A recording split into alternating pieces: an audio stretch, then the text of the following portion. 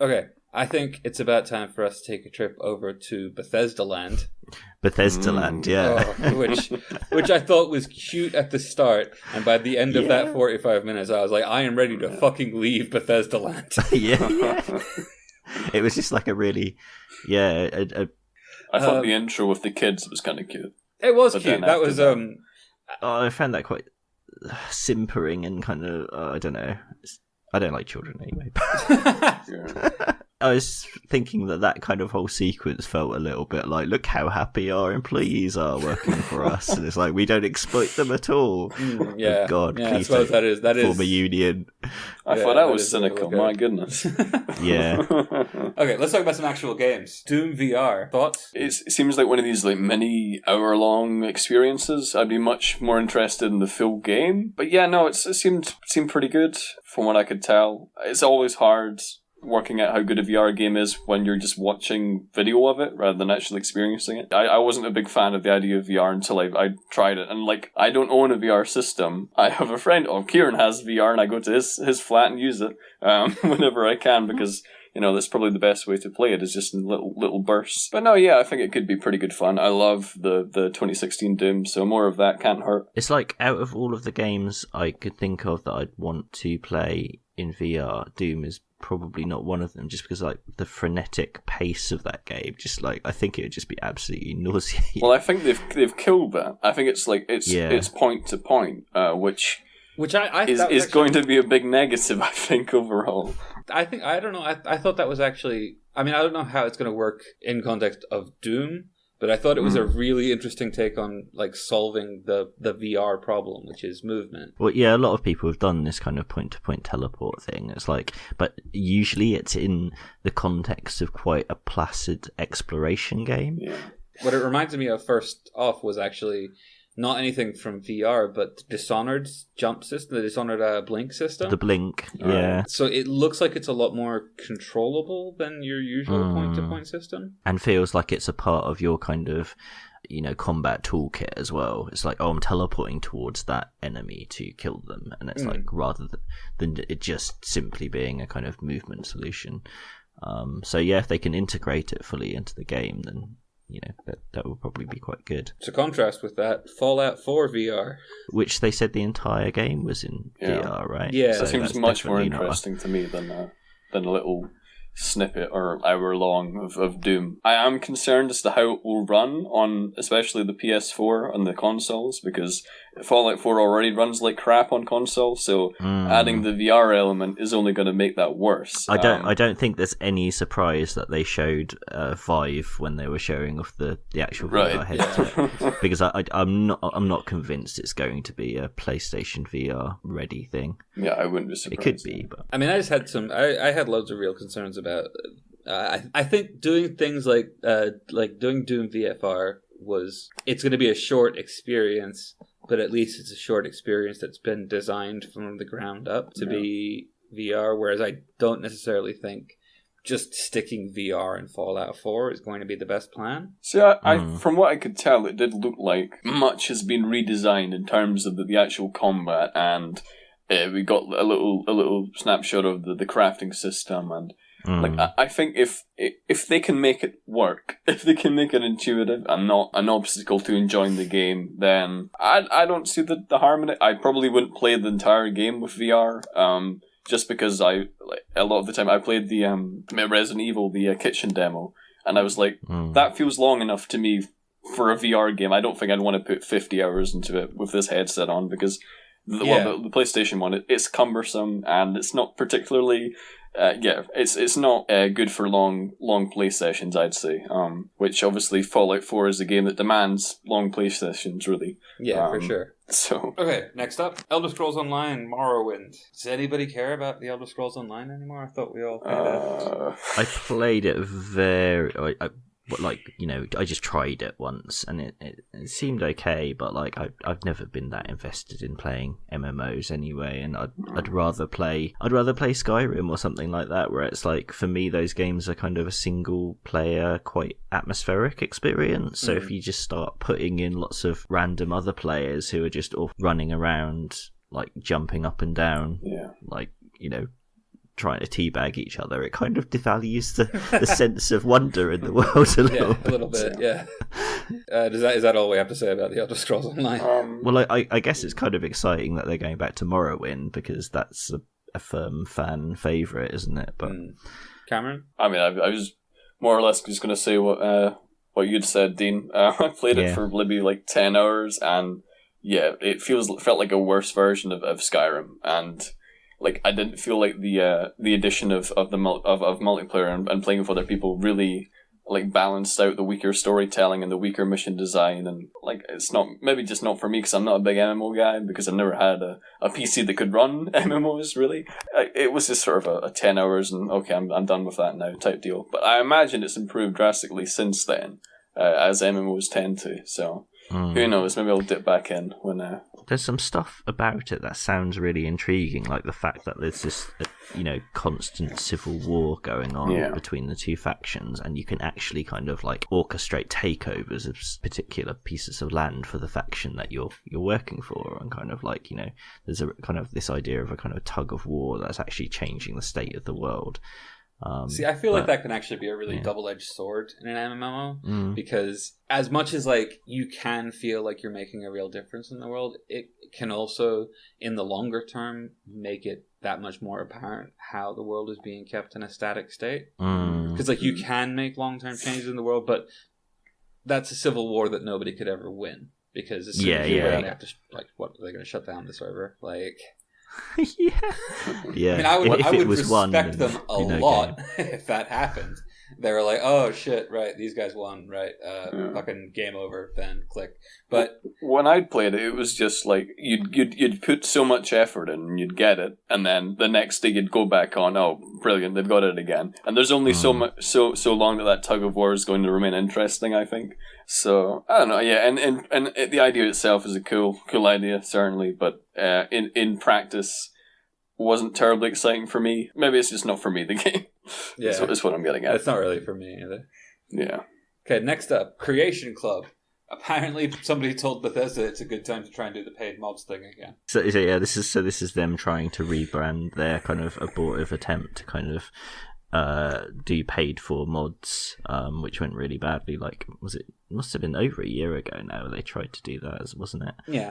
As soon as I started thinking about it, I actually think it's to do with the copyright issues about modding. I think it's kind of them trying to have their cake and eat it too. Like when they were trying to do paid mods, one of the big problems with that is so much of the modding community just doesn't care about copyright. I mean, they even referenced that, like when they were introducing the Creation Club thing, they actually referenced the Thomas the Tank Engine Skyrim mod. Yeah. Which I thought was cute. I got a chuckle out of that, but yeah. I mean, like, it's obvious that they can't charge money for that. No, exactly. So this kind of seemed like a bit of a way to kind of curate that. Yeah, it's a more controlled way of doing it, isn't it? They're talking about, like, top tier users will work in conjunction with the studio to make the mods, and presumably they will exert a degree of control over what gets made and charged for in that sense. I think this is more geared towards console players and myself, because for the longest time a lot of console players have been wanting mods in any capacity. And so we're probably more likely to eat this shit up than PC gamers would, because they've had it for so long. They've had mods for I don't know how many years. So yeah, I think I'd be the idiot that would buy this probably. We'll take anything. Just like, I don't know, just turn all of the textures into kind of Leonardo DiCaprio's face or something. It's like, I'll take that. It's like from different periods of his career. Like, yeah, that would be pretty disturbing. I think the curated nature that we're talking about, I think that's definitely a console-friendly idea. Because I'm just talking from my own experience. I'm lazy. And I don't want to sift through hundreds of mods. Wait, I didn't mean to agree with you being lazy. I'm sorry. I was like, you're lazy. I was agreeing with the sentiment. Sorry. The curated nature is, I think, that is geared towards console players, because we're used to having a highly curated store with the PSN on the Xbox as well. Steam is far less curated, obviously, which has its upsides and downsides. I won't get into that. But yeah, no, I think this is it's a better idea if they're gearing it towards console players rather than PC. I do not think PC players are going to eat this up at all. They're going to hate this idea. No, I don't think that. I think if this idea can be introduced without damaging the regular modding scene, then it's fine. But I don't think the PC gamers are going to go terribly nuts for it. Okay, so as an aside, does anybody need another copy of Skyrim? I need to get a Switch before I can get that. Anyway. You can be Link in this one. Yeah. That was hilarious. The fact that you could touch the amiibo to the device and like turn into Link effectively. Yeah. I hope they did that with all terrible of the Link cosplay though. It wasn't very attractive looking Link, was it? No. But that's what made it even funnier. Really, it's like kind of a really kind of butch grown up Link. I'd like to see the dragons turn into Bowser if you touch Bowser to the thing. That would be pretty dope. Good. Yeah, or your horse turns into Yoshi.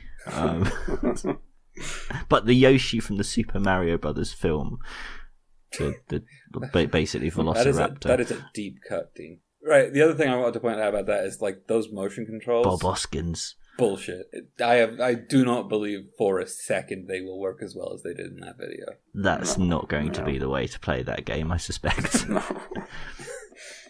Is it the enhanced edition?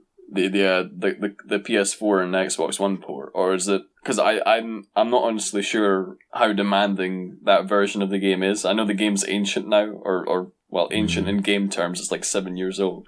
And so it's a bit hard for me to get excited about the prospect of playing it again, especially because I've just been playing the Enhanced Edition. But I can't remember if they said it was the Enhanced version or not. I assume it is. To be honest, I would assume it would be even weirder if it wasn't the Enhanced version. But oh well. The motion controls are probably going to be a load of nonsense. And especially if you're going to play the entire game with motion controls, that would probably be a bit of a nightmare. Don't fancy that. Next up, we had the Dishonored DLC, which was a very nice full motion video trailer, but until we actually it was cool, and I like a bit of Dowd. He was the best. He was actually, I would argue, the best part of the original Dishonored, especially his DLC. I like the idea of the plot being let's go and kill the devil. That's pretty cool concept, but other than that, we don't really know anything about it. I'm assuming they're done with Dishonored now. If that's where they're going with this DLC, because he's obviously the sort of link between the games, and it would be a bit strange to see him go.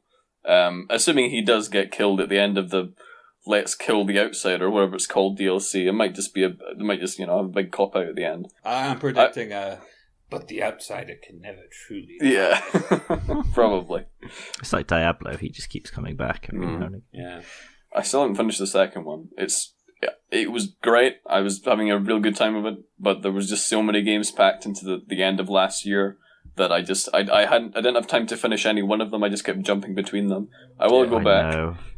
Same here. Like I didn't even have a chance to start it. I really want to play it as well. So yeah, I was like the original was such a huge surprise for me. I was so expecting that game to be awful that I was really blown away by how much I kind of fell in love with it. Very cool world. The setting, it had a kind of steampunk vibe, but far more kind of like unique and its own thing than I've seen people describe it as whale punk.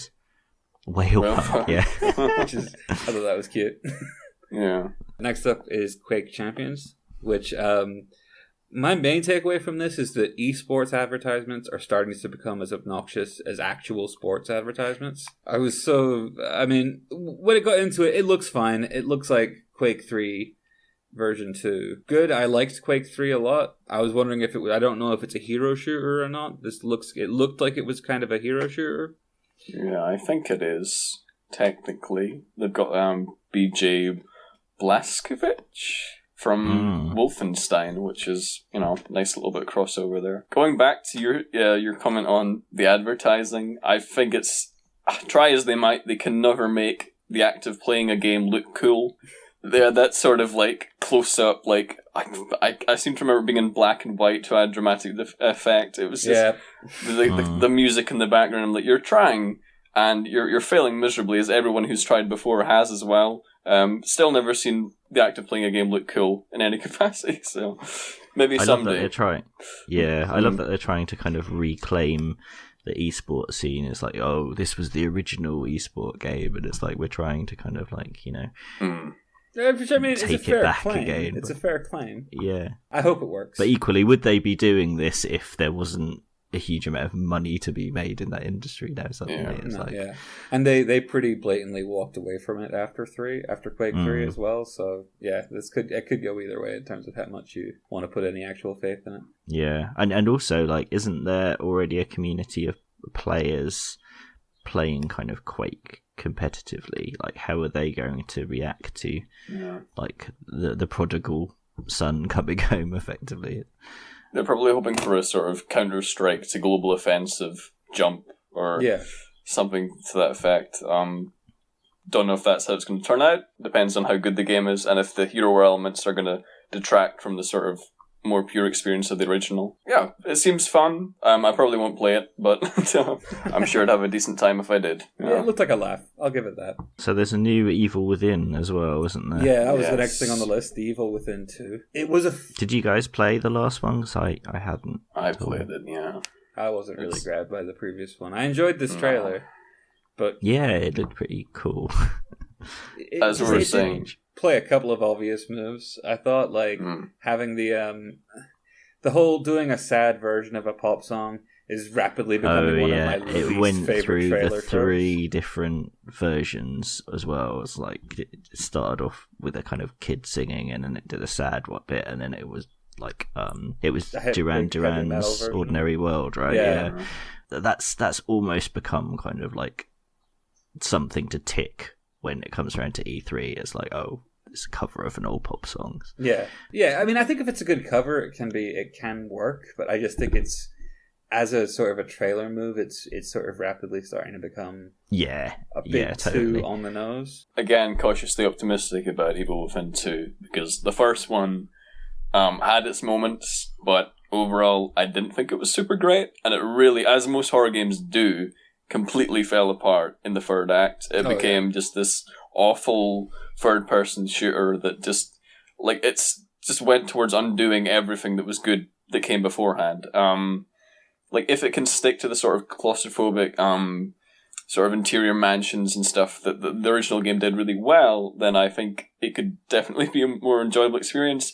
The first one was also super long, like 20 hours, and it did begin to drag, especially because of how simple the third-person gameplay is, and obviously, seeing as this is a sequel, I imagine they're gonna have to implement new and more interesting combat mechanics. So I'm hoping it's going to be an improvement in more ways than one. Shinji Mikami obviously got a great history of high quality games, so maybe this will be a return to form, or maybe not. I mean, I thought it was I mean, I'm kind of rooting for it. I want it to be better than the first Evil Within, which I wasn't a huge fan of. I kind of felt like it was a bit. I think the complaint that most struck home that I ever heard about it was that it feels less like a horror movie and more like a mixtape of about 12 horror movies. Yeah. It's got a real problem with consistent tone. Yeah. You could level the same criticism with Resident Evil 7, honestly, but I think Resi 7 is silly enough to the point where it doesn't, like, the Evil Within was trying to tackle mental illness, and as probably one of the hardest things to tackle in a movie, it did a pretty terrible job, I think. Resi 7, it works far better. The tonal consistencies don't really matter, and the jumps between horror genres, they're more fun than distracting. In Evil Within, it was just, oh, now we're doing this, now we're doing that. We're doing torture porno, we're doing Resident Evil, the movie-style action sequences with giant zombies chasing us. Oh, brilliant. Like, you know, it's, after a while, it's a bit... You have to balance tone with gameplay, like all the way. And also through. Resident Evil 4 does that really well. Yeah.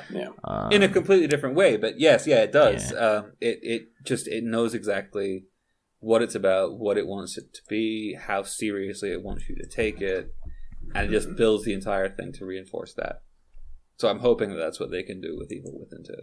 So that leaves one last thing, which was the best thing about Bethesda's show. I'm clear. I definitely understand why they saved that till last. Wolfenstein 2.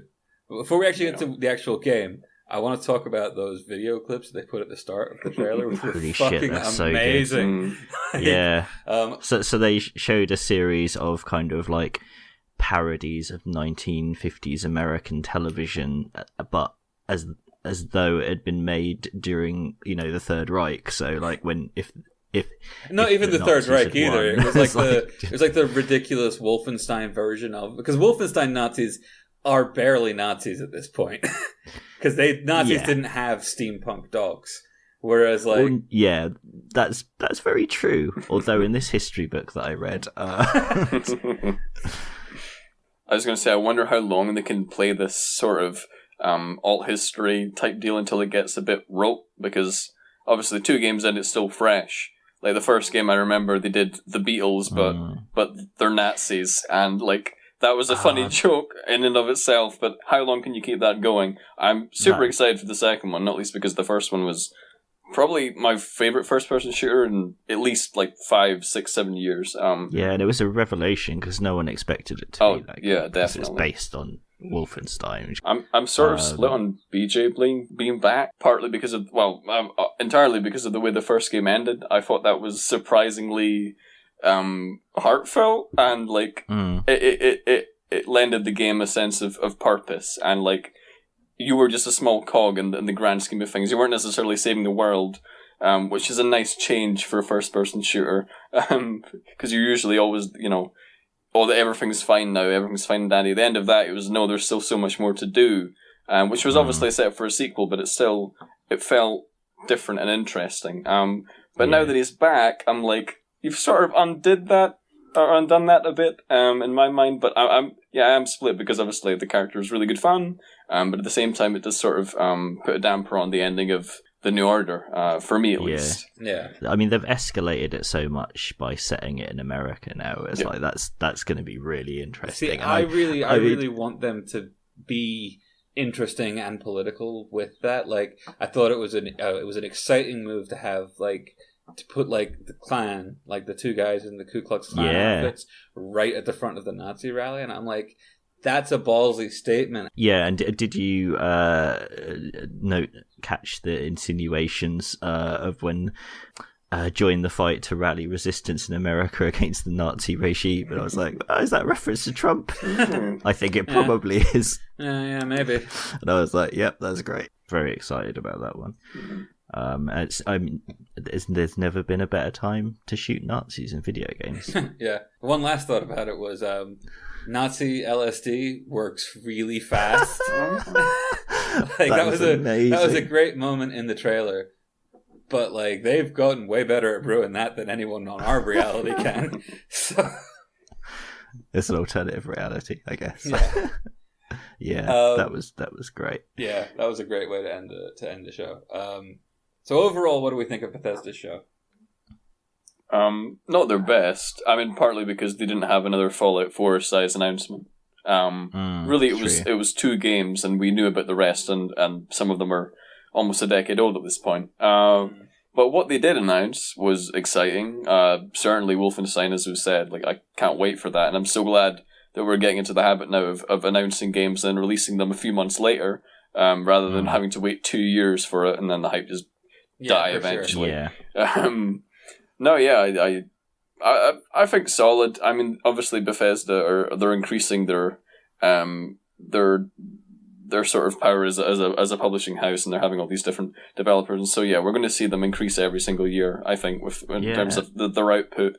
Okay, cool. Well, until the next episode of one of these recaps, we're signing off for Ready Up. I'm Stewart Griffin. I'm Dean Bowman. I'm Cameron Bold. We'll speak to you guys next time. See you later. Bye-bye.